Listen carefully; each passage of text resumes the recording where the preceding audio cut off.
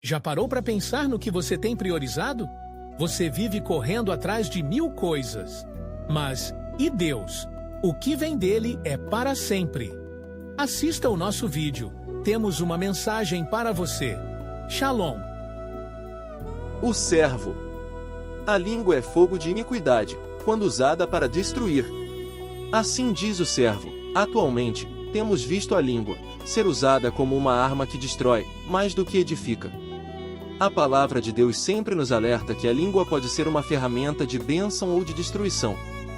Com ela, bendizemos ao Senhor e Pai, mas também amaldiçoamos os homens, que foram feitos à semelhança de Deus.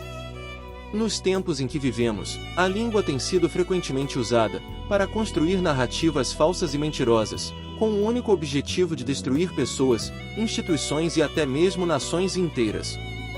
Aqueles que fazem esse mau uso da palavra acreditam, equivocadamente, que suas ações não terão consequências para si mesmos.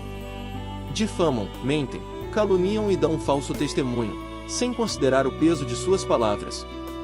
Jesus nos advertiu sobre isso. Digo-vos que toda palavra frívola que proferirem os homens, dela darão conta no dia do juízo. No entanto, sabemos que a língua também pode ser um instrumento de edificação. Ela tem o poder de unir corações, erguer os abatidos, e trazer esperança aos que estão tristes e desanimados.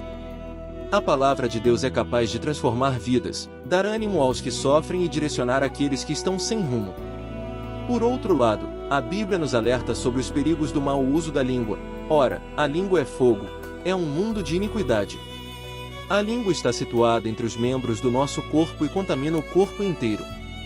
Não só incendeia toda a existência humana, como também a posta em chamas pelo inferno. Que possamos refletir sobre como usamos nossas palavras, escolhendo sempre construir, abençoar e edificar ao invés de destruir.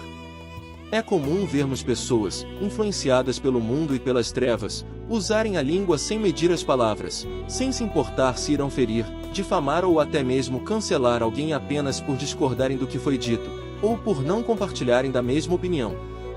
Esses indivíduos, quando usados pelo maligno, destilam ódio, rancor e inveja contra os outros, sem se preocupar se suas acusações são verdadeiras. E, mesmo quando se comprova que falaram inverdades, não demonstram o menor constrangimento em se desculpar ou pedir perdão. A situação se agrava ainda mais quando esse comportamento parte de pessoas em posições de autoridade.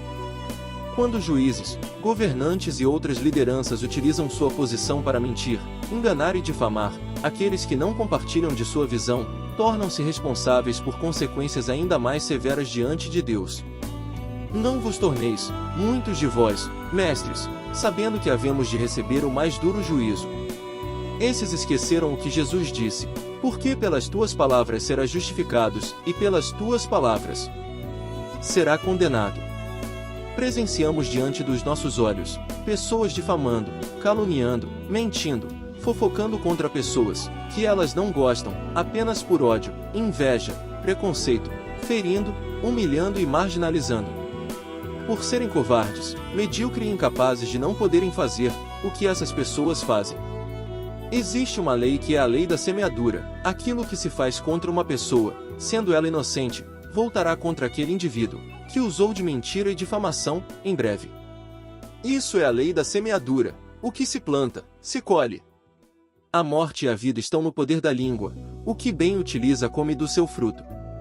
Por isso, como cristãos, devemos ter cuidado com o uso da nossa língua. Precisamos vigiar atentamente aquilo que ouvimos, para não nos tornarmos instrumentos de mentira ou difamação contra outras pessoas. Que nossas palavras sejam usadas para abençoar e edificar.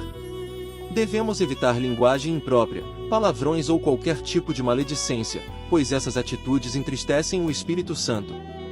A palavra de Deus nos ensina: nenhuma palavra torpe saia da vossa boca, e sim apenas a que for útil para a edificação, conforme a necessidade, para que conceda graça aos que a ouvem.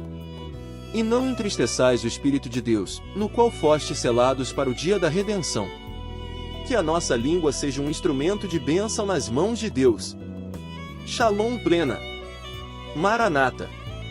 Vem Senhor Jesus. Você que é cristão já se questionou se suas prioridades refletem a missão de divulgar a palavra de Deus? Pergunte-se: o que posso fazer para ser luz neste mundo? A resposta é clara.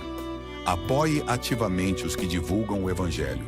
Inscreva-se neste canal e ajude a alcançar mais corações sedentos.